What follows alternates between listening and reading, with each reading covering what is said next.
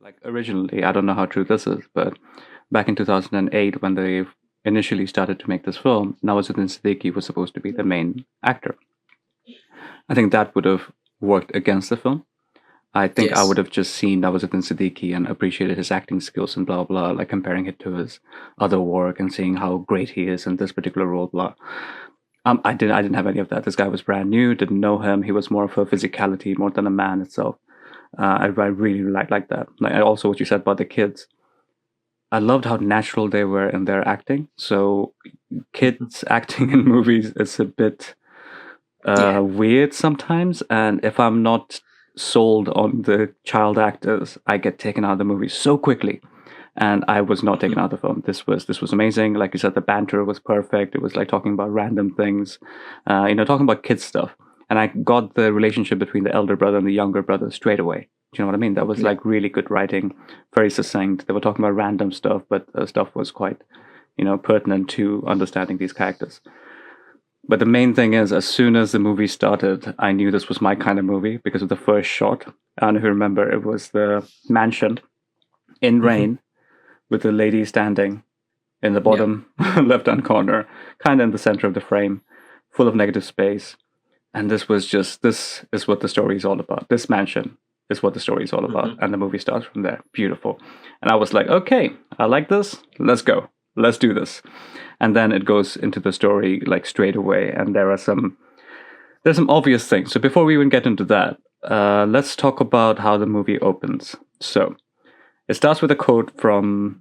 Actually, we don't know who the quote is from the beginning. It says, "The world has enough for everyone's need, but not enough for everyone's greed."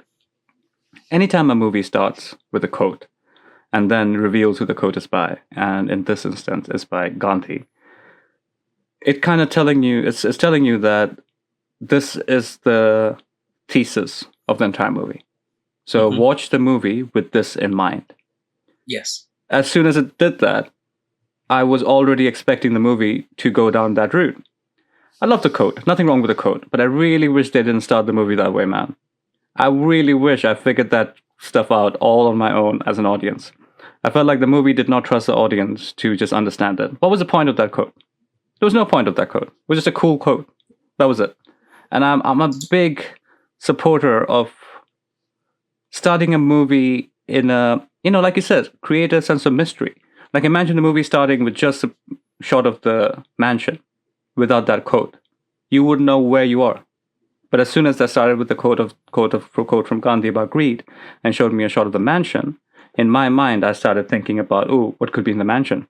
I bet they're there to take something from the mansion. Oh, I bet it's all about greed. And all of that thing started happening in my head as soon as that quote came in. So I wish they didn't start with that. That's like a minor nitpick, but it's kind of put me off the movie in the beginning from that perspective. I see what you're saying about the opening quote, and I do get you. And it would have been much better to gone in blind and then really let the film take over without having any preconceived notion of what it might be. That way you're discovering, because the whole thing about this in movie going experiences, you want to discover and you want to be intrigued.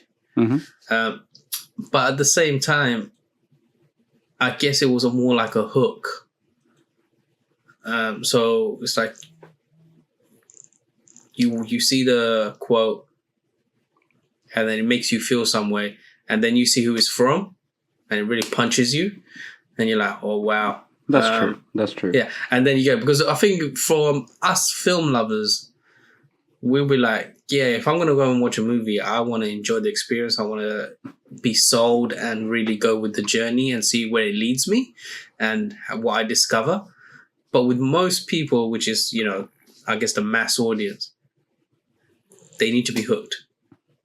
Yeah, And that's then a good point, man. The reveal of who the quote is from. You're right. That was more of a gut punch. and with the general going audience, it's also like, this is what the movie's about.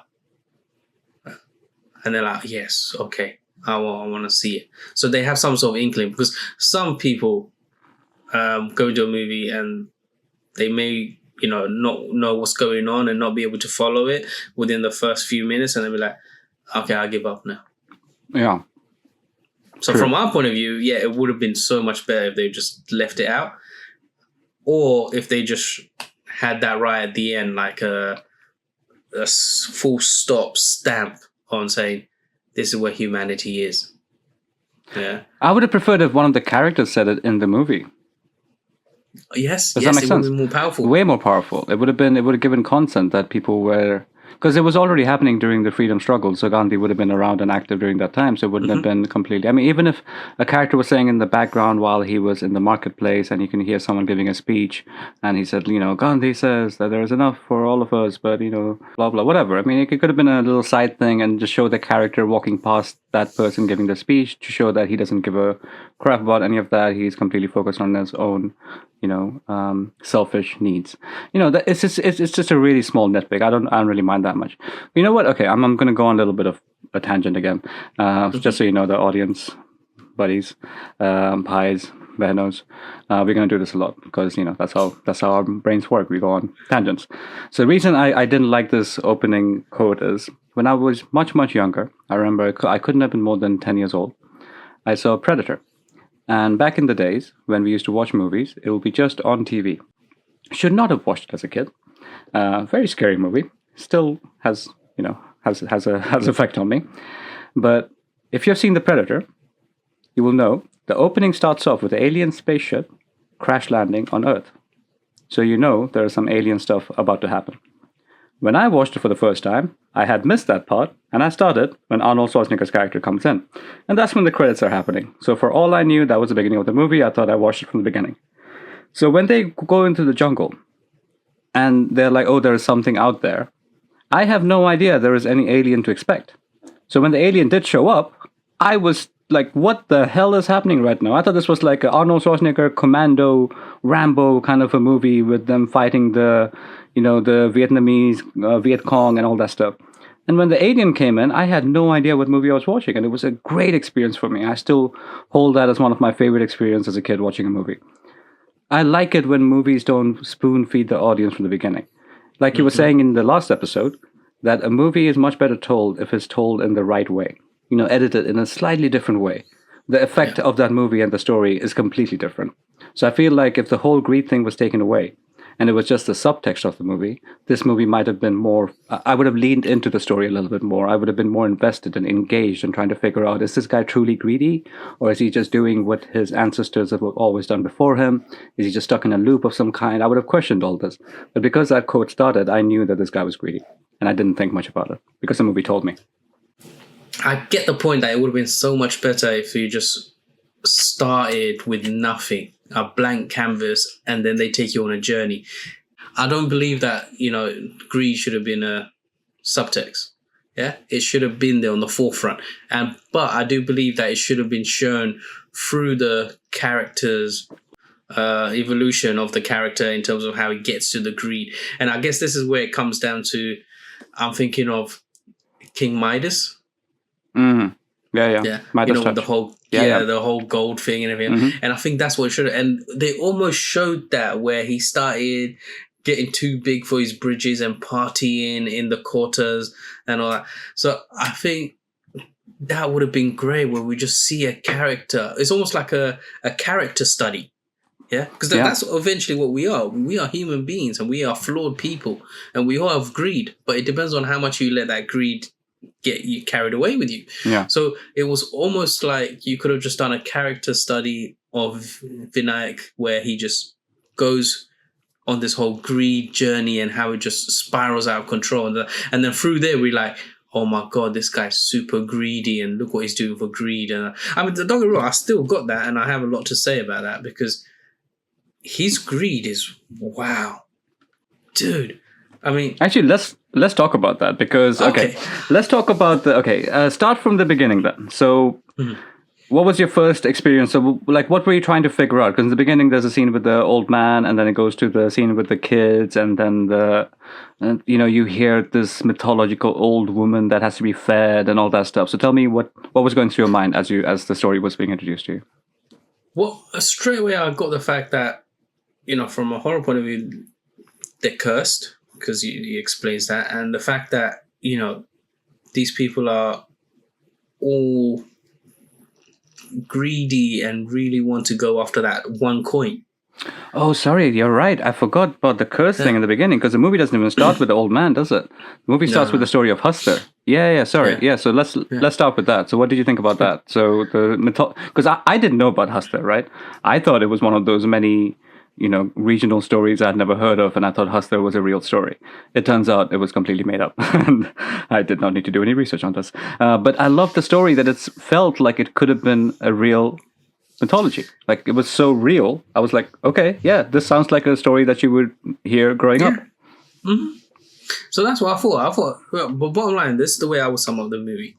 This is a moral tale for people, told through the medium of cinema. And in this case, just to scare people even more, to get them on the right path, it's told through a horror story. Yeah.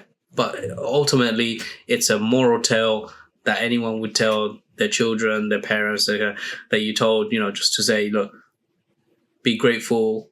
This is the way you should be. Because if you follow this old rules, your life would be happier. Because you could always have the worst. Yeah. So that's the way I took it away from. And that's where I said, before, like, my mom told me horror stories, always tell me from right from wrong and all that. So this is one of those moral tales that you tell in a horror movie. So I think that was brilliant. And I think for me, that was the entire concept and the vision of the people, and so how they're telling the story. I agree. I think that's why giving all the notes. Yeah, that's why when you said like your mom used to tell you horror stories, and you don't know why your mother was telling you horror stories, is because of that. It's a moral tale, right? So I think one of the characters says it. Like the father says to the son, in the final sequence when he's taking the son to Tumbbad, and he goes bah and tries to scare the kid, and he says, "I'm not trying to scare you. I'm trying to prepare you." So all these moral tales that are full of, this bad thing will happen to you if you do this, and this won't happen to you if you do that. All of these they leave an impression on our mind if they're attached to fear, because fear is such a base instinct for all of us. And if it's based to, if the base instinct then attached to our morality, is more likely to stick. So I think that's why this story works really well as a morality tale, as you said, put in the genre of horror. Yeah. So, they decided that it was going to be told in 3 parts. So 3 periods. So we're not doing this 8 years later business. They just started with the intro. And the intro, you basically learn about the curse. Yeah. And you see the people that it starts with and who's involved. And you learn, I guess, just the foundation, just to build up on Vinayak's character and she takes a journey on. And I just love the fact that at the beginning, obviously, we see what the mum's willing to do.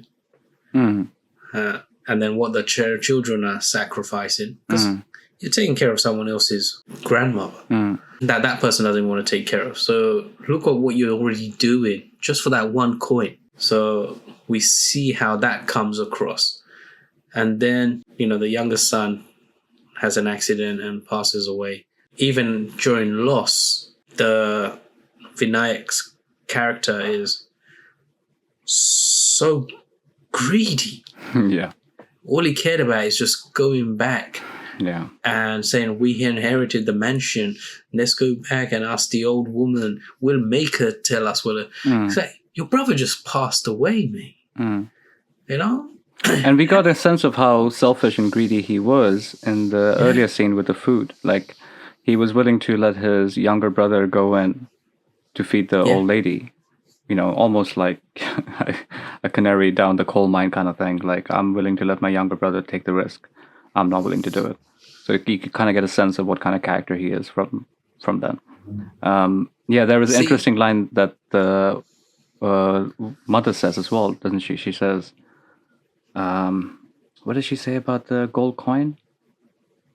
She says something about this gold coin is going to last us a lifetime, but he says, what's the point of one gold coin? We can get the entire treasure. Yeah. So he wants more.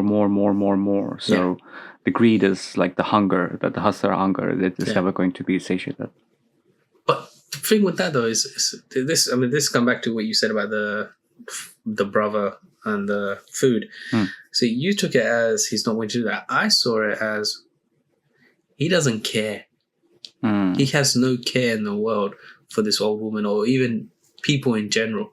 So it's not that he was trying to make it. It's more like, you do it, I don't care. But the moment there's something in it for him, that's when he cares. And I'm like, that was instilled in him. So this is the thing that I have a bit of a struggle with, or I'm fighting, is this because like people say, who came first, the chicken or the egg? Yeah. Yeah. So is it the curse that is making, the whole generation and the whole family and, ancestors greedy, or is it just his greed that invited the curse? Yeah, that he just inherits from his family. Yeah. No, I think it's a latter. I think it's definitely a latter. So you know how you said like this movie sets up where the curse started, but that's not really true though, because this movie starts with where the curse started for Vinayak. So the curse had started long before that, because he says, the hustler's curse is our boon, and the old lady, the grandmother, she was obviously going into the well and getting the gold coins before that. Yeah. And so, okay, this is again from my very vague research on Tumbbad, that this movie originally was 200 minutes long, and they got cut it down to 100 minutes. So there's lots of story that we're missing. So from what I understand, the character of the grandmother was supposed to be this very, very young child when she got married, and she was very good, like probably the best at going down and getting the gold coins. Even when she became a widow, actually the Vinayak character asks her this, like, what happened? Why didn't they throw you out and make you do sati, or make you go and live in a vidashram, or one of those places that widows go to live after their husbands die? They said, because they had a need for me. No one could get the coin the way I could. So she was so good at it that she became indispensable also. But I'm thinking she got overconfident, the same way Vinayak later on gets overconfident, and that it will be the downfall. So the greed is okay if you're willing to take bits and pieces, but later on, if we want more and more, it's going to get you. But what I really liked about this is that it shows that the greed increases with each generation. Yes. So the latest one was the son, and the plan that he comes up with about making lots and lots of dolls to get the loincloth. I didn't come up with that plan, dude. I watched the movie. It never occurred to me. Like when he was doing the one doll and then getting the gold coins and running away, at no point as an audience did I think, why doesn't he use more than one doll? He will have more time. It never even occurred to me. So when the kid presented that idea, I was like, that's a good point. Why hasn't he done that before? And it shows that the greed, like the hunger, would always grow if you keep feeding it. The more you feed it, the more it grows. And with each generation, it will be bigger and bigger and bigger until the generation would be the end of it.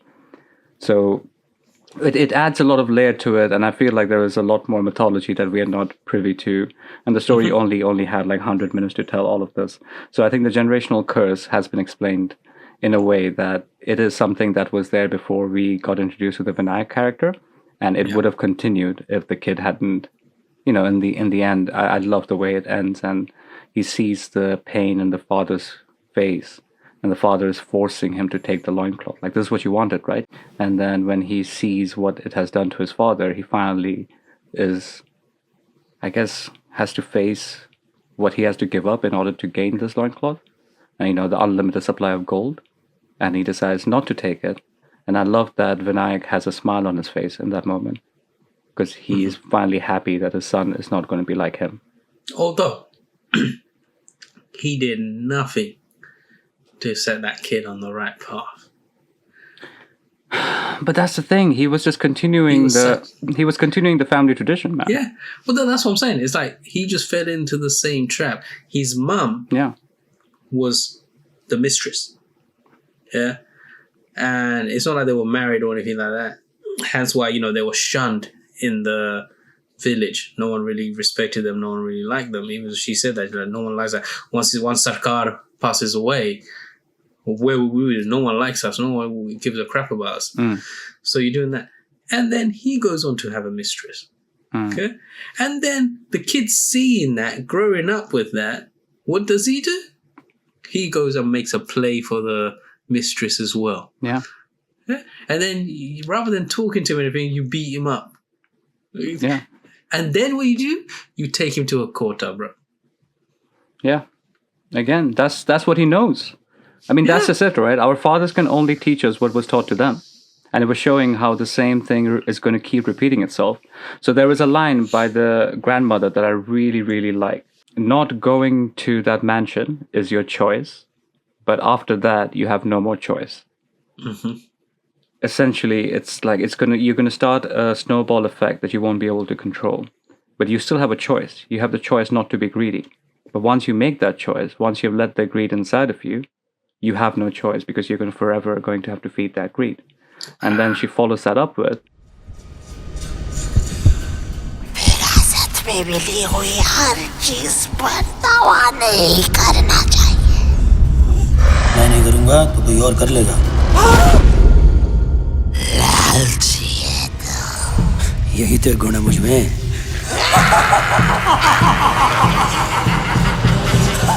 not everything you inherit should be claimed. And I love that line. That's such a beautiful line. Yes. But I feel like because she was doing that creepy grandmother gremlin voice, that line was lost a little bit. And I'm so glad I had subtitles on so I could read it. Not everything you inherit should be claimed could be the tagline of this entire movie. So just because it is a tradition, just because it is something that is passed down through generation, just because it's something our grandfathers did, our fathers did, does not mean we have to continue it. Every generation has the choice not to go down that same path. But the choice is ours. Yes. Yeah. Yeah. And with one choice, everything is a catalyst and everything is an equilibrium. Everything has a consequence. And once you make that one thing, it's just like a domino effect. Yeah. Yeah. So you think twice. And I guess this is, where we just PSA moment. Everyone think about what you're about to do. It doesn't take that long just to take 1 second out and just think about what you're about to do. But that's the difficulty, right? If we see something happening around us, we assume that's the norm. That's the norm, right? Like you said, like the little kid going up to the mistress and saying, "I'm going to marry you one day." He's only doing that because he's seen other people do similar things. Yeah. So how are you going to even know if your choices are right or wrong, unless you have the, self-reflection? If you have. But again, that's where it comes back to the self-reflection, but can only come into effect if you step away and take that moment. If you don't take that moment, whatever decision you're making is based on all your current experiences and what you've been through. And if you were brought up in this family, all your decision making is based on greed. The more, how can I get more? How can I get more? How can I get more? That's all it is. Yeah. I mean, look at the point where, see, this is where I love it. For me, this movie works so well on chapter 1. So the intro was brilliant.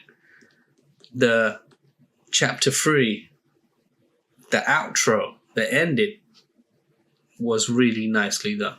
For me, the issue comes in chapter 2, the middle. For me, that overstays its welcome. Remind me again And what it happens in stagnates. chapter 2. So chapter 1 is introduction to the family and the curse and all that stuff. Chapter 3 is independence, where Vinayak is a bit old and he's training the son. What's in chapter 2? Chapter 2 is where we see Vinayak, when he comes back and learns about the gold and starts getting it and starts getting into becoming the Sarkar himself. Yeah. And I think this is where, before I go into my little tangent about this, is there anything else you want to discuss on this side of things? There is too much, man. I mean, I feel like we're going all over the place with this movie because that's just the way it is. Because the movie reveals something in the first part, then delivers it at a later date. So we have to talk about it back and forth a little bit.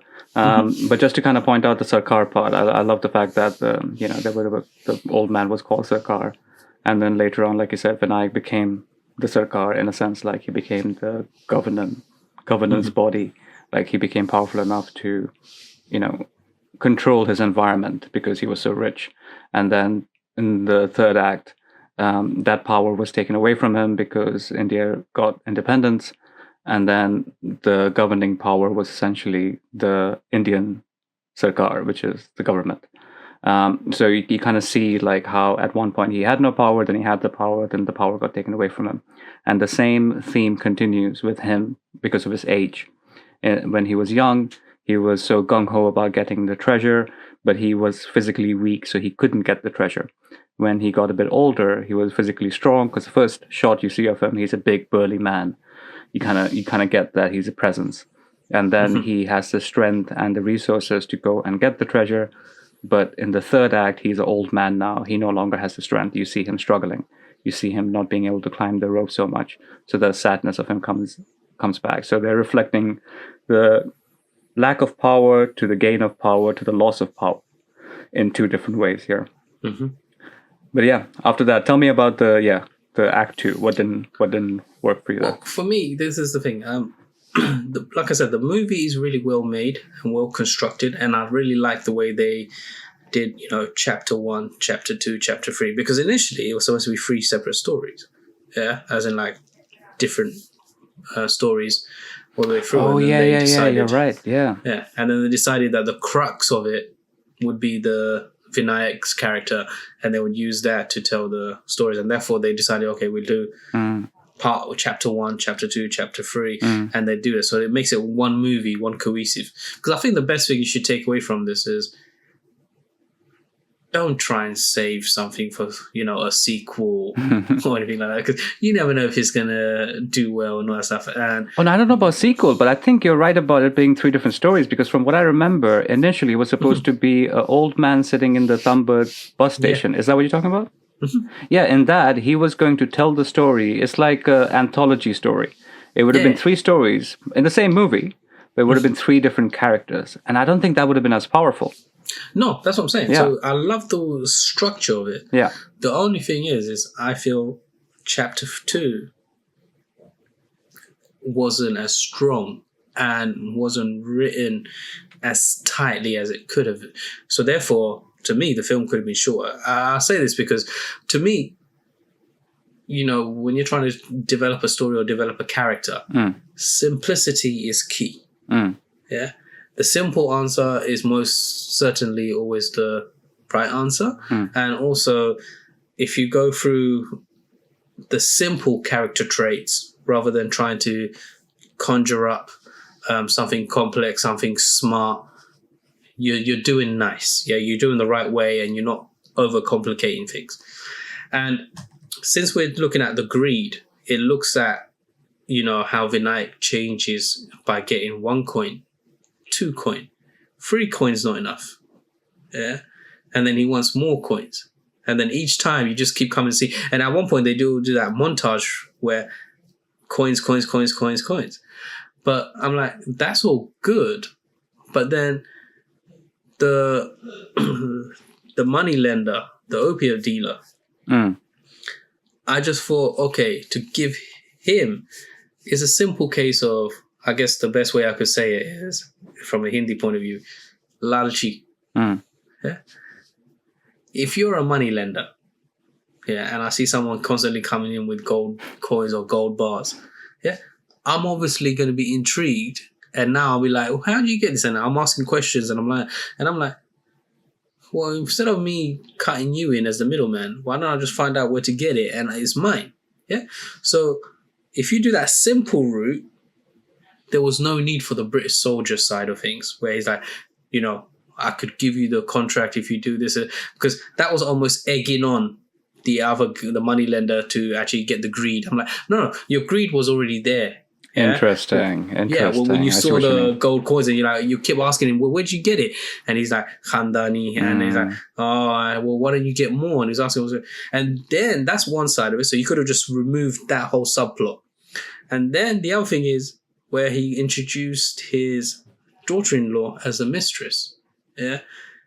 To find out from Vinayak how he's doing this and get information. You could have went away with that and just done the simple route again. Follow him. Yeah, you could have just followed him on one of his journeys. And even the point where he says it, and I was thinking, that's a bit stupid because he's like, why are you taking the bus? Bus is such a long journey. Why don't you get a motorcycle? Yeah, motorcycle means he stays on his own. A bus means you could have just wear a balaclava around your head and sat as an extra passenger.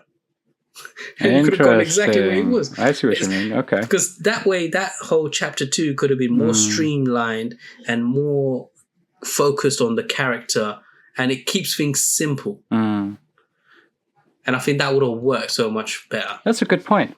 Now that I think about it, the chapter 2, so from what I understood about the chapter 2 part, it was there to show us that Vinayak thinks he is smarter than everyone else. He really thinks the rules do not apply to him, right? Yeah. So there was this really cool scene where he goes to see the moneylender for the first time. And when he's about to ring the bell, the camera focuses on a sign that says, don't press the bell more than once. I'm not deaf. And he pulls the string to ring the bell once and waits like 1 second and rings it a couple more times just for the hell of it, because he really does not like rules being set on him, right? So he's just going, these are my, I am so smart. These rules do not apply to me. I work with my own rules.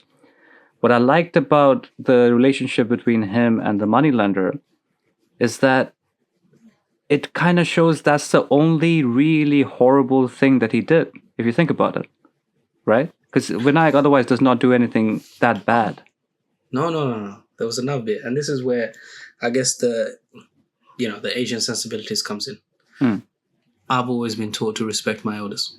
Not even that, I was always been told to respect other people. And we should respect other people in general. So anyone listening, again, another PSA moment, always respect people. Yeah? You put respect, you get respect. Yeah.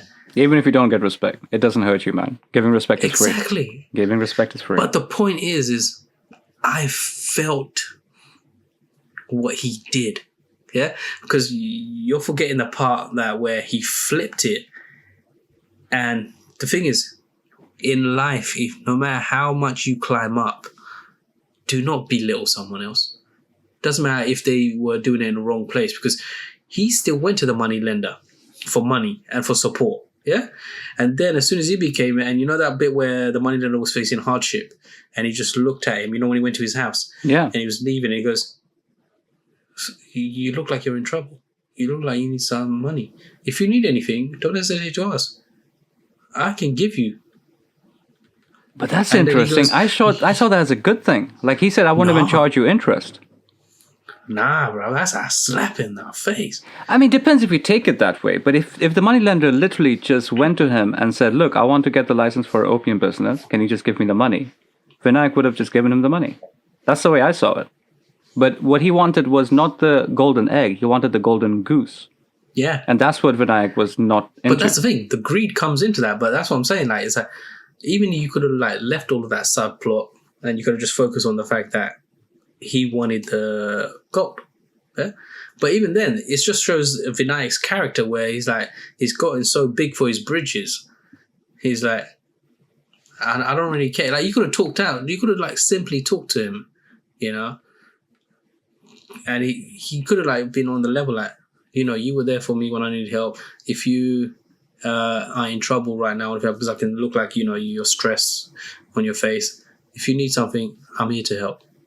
See, that's the difference on how he says it, bro. So if you bring it down that way, it's almost like you're caring, you want to repay someone, you want to help them because they helped you. No. You look like you need some help. You look like you need That's some interesting. money. There was a lack of respect shown, definitely. Definitely a lack of respect shown. Because even when he came to give him the record player and he was in his house, the way he kind of got rid of him, it's like, okay, time for you to go now. And just kind of pushed him out of the house. That was a bit disrespectful as well. It's true. I mean, that's interesting because he said the words like, "I'm happy to give you money if you need any money. I won't even charge you any interest." I thought that was Vinayak trying his best to be nice, but you're right. That could be a self-serving thing because he doesn't want the person to find out more about Vinayak's own, methods of getting the gold. So he was trying to throw him off the scent a little bit by saying, "Oh, if you need money, just come to me. I'll give you the money, but don't look into what it is that I'm doing." Also, don't forget. If I'm remembering correctly, he knew about the guy wanting it, because he started having a proper relationship with the guy's daughter-in-law, who he sent in as a spy, but is now telling him everything. Yeah, I don't know if that was the daughter-in-law, man. I think it was just some random woman that got widowed and he just took her in. It was just... I'm going by what he said to the soldier. Yeah. I mean, he just wanted to be... I mean, what are you going to say? Some random woman I took to kind of honey trap this other dude I want to get money from. So I think it's easy to just say daughter-in-law. Yeah. So, yeah, because he wasn't a nice person in the way... Because we didn't get to know him that well anyway. And you're right, the British soldier thing was so random. I wish that scene didn't go on for so long. It could have been just 1 or 2 scenes. That would have been enough. It kept coming back to it. But I think the whole point was to show that he was under pressure to find more money, blah, blah, blah. Picture अभी भी बाकी है भाई